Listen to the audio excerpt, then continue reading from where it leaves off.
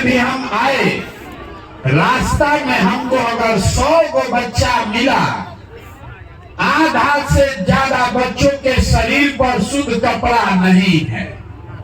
आपके जितने छोटे बच्चे यहाँ खड़े हैं, आप देख लीजिए, ज्यादातर बच्चों के पैर में चप्पल भी नहीं।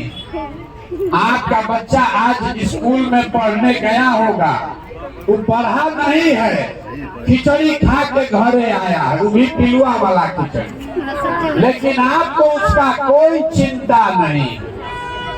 आप गांव में बैठ के 5 आदमी बैठते हैं, तो आपको ये दिख रहा है मोबाइल पर कि मोदी जी का अमेरिका में स्वागत कितना हो रहा है।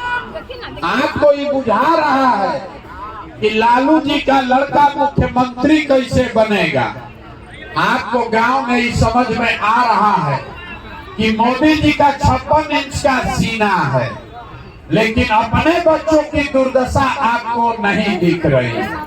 तो आप नहीं भोगिएगा, आपका बच्चा नहीं भोगेगा तो कौन भोगेगा। यहाँ के आदमी को अपने बच्चों की चिंता नहीं है।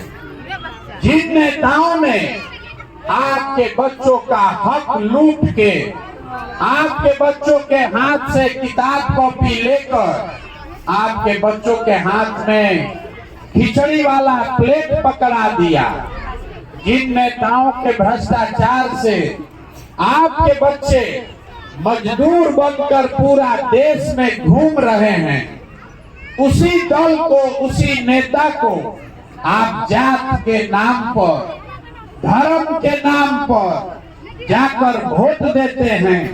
तो आपसे बड़ा गुनाहगार कौन आदमी है।